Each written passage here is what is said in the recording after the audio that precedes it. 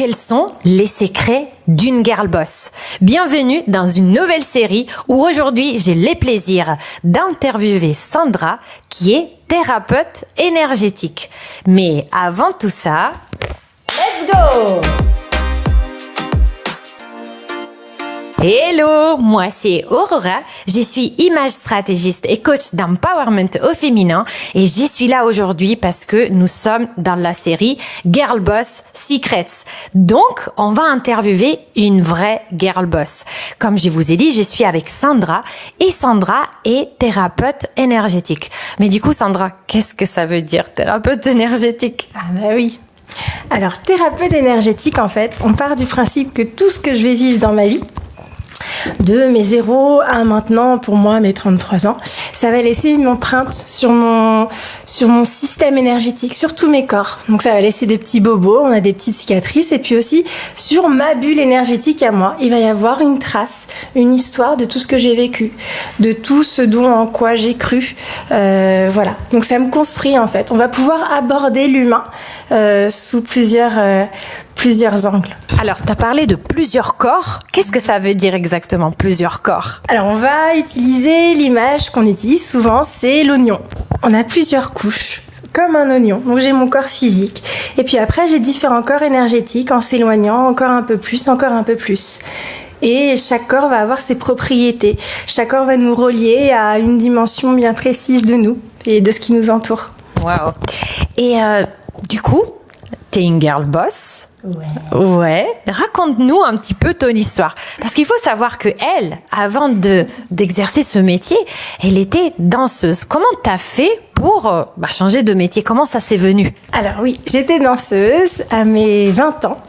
J'ai déménagé sur un coup de tête, un coup de cœur à New York pour suivre un enseignement supérieur en tant que danseuse que j'avais déjà suivi à Paris, mais il me fallait un petit peu plus sous le capot. Et puis au bout de 10 ans où j'avais bien travaillé, où j'avais nourri plein de rêves, je me suis rendu compte qu'il y avait 2-3 petites choses ou même carrément tout dans ce que j'avais construit qui était plus forcément aligné avec ce que j'étais devenue. Donc j'ai pris un petit temps de retraite, je suis allée travailler dans une ferme loin, dans le nord de l'État de New York, travailler avec les animaux, j'ai médité et puis je me suis retrouvée en fait et je suis revenue en France. Moi j'avais un rythme qui était assez effréné là-bas parce que j'étais danseuse et puis j'étais aussi coach privé sportif pour particuliers ou en entreprise. Ouais. Donc ça veut dire que c'était des emplois du temps de 6h du matin jusqu'à 23h du soir.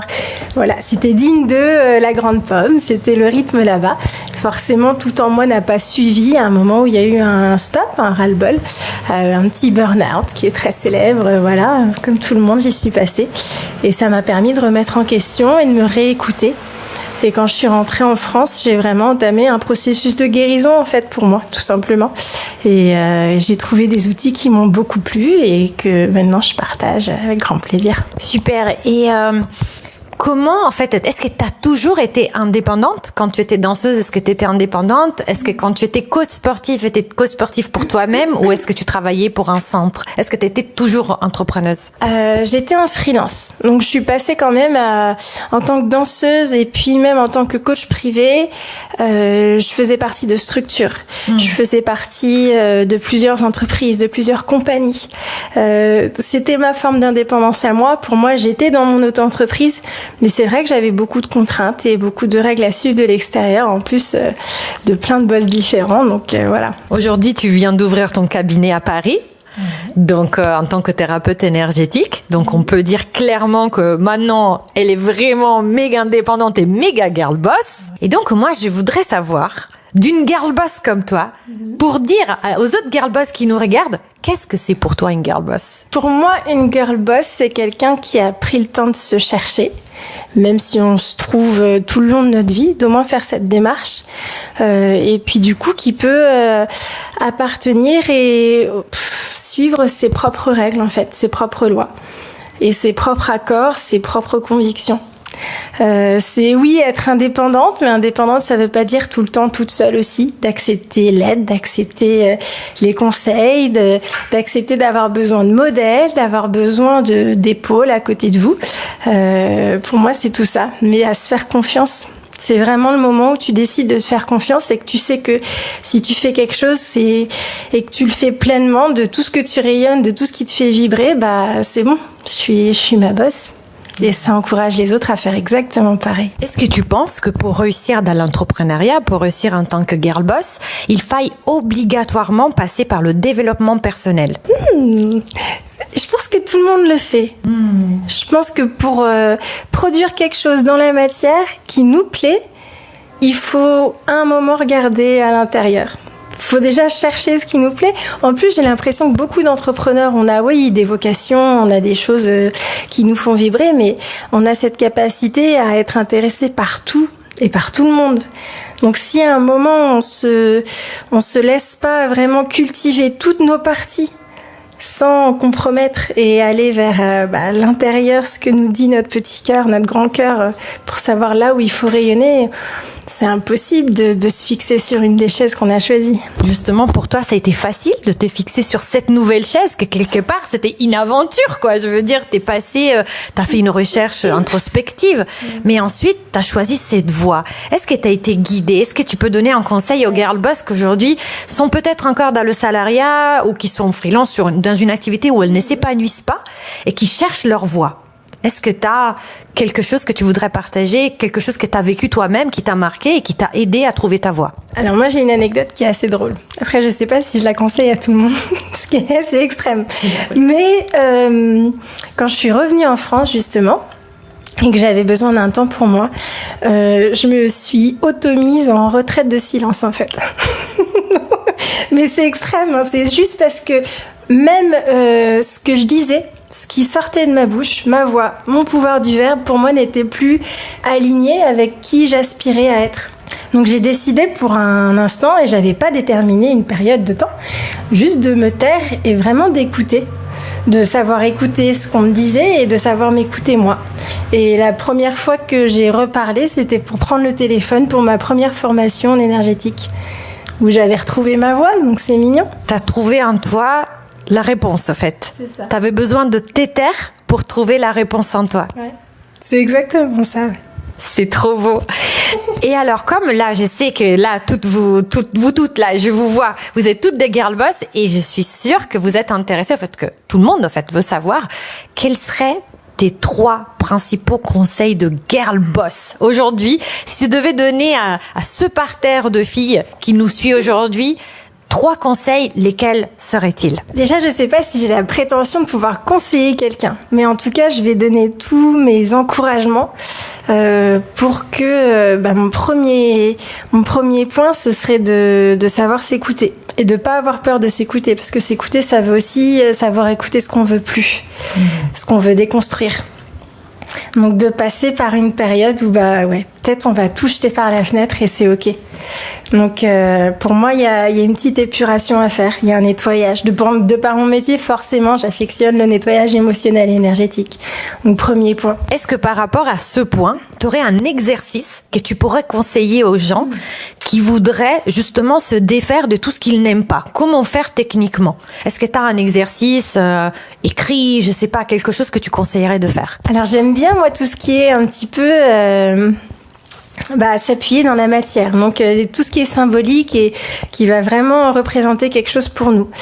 Si vraiment c'est clair à ce moment-là pour vous qu'il y ait quelque chose dans votre peinture de vie qui ne correspond plus, qui jure, qui fait tâche, de l'écrire, d'en faire une description sur un papier, sur ce que vous voulez, mais sur un papier, ce sera peut-être sympa de le décrire et puis surtout se dire que personne va le lire, c'est de vous à vous, de développer le thème avec les incertitudes.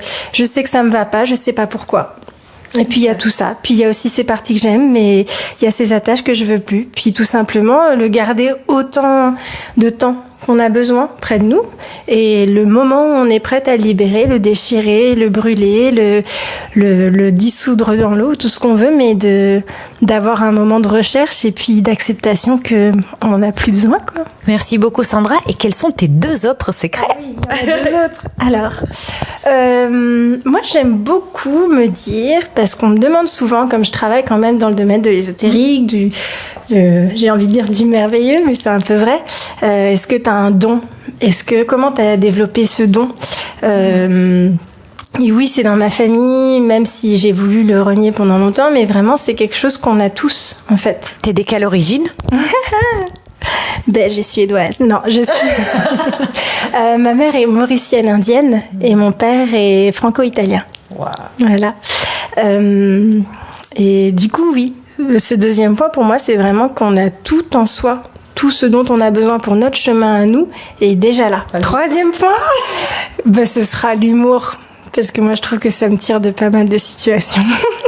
L'humour et l'autodérision, et puis parce qu'avec la capacité de remettre en question et d'introspection, faut pas oublier que des fois, on peut rigoler un bon coup et se dire voilà, sur la ligne de ma vie, à l'échelle du temps, peut-être que ce que je viens de faire est ridicule et c'est ok, peut-être que j'en avais besoin et que c'est assez drôle de me voir patauger dans mon propre caca, quoi. Voilà.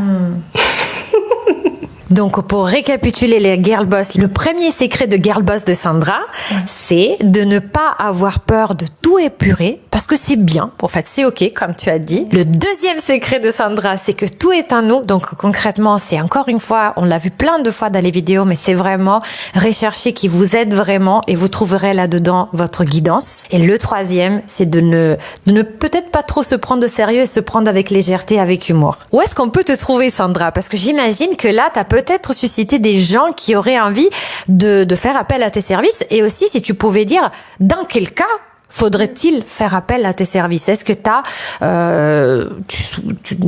tu m'as dit t'es pas guérisseuse, mais est-ce que tu as une catégorie de personnes ou une catégorie de situations auxquelles, grâce à ta discipline, tu peux plus aider? Ouais, t'as raison d'appuyer le fait que je suis pas guérisseuse.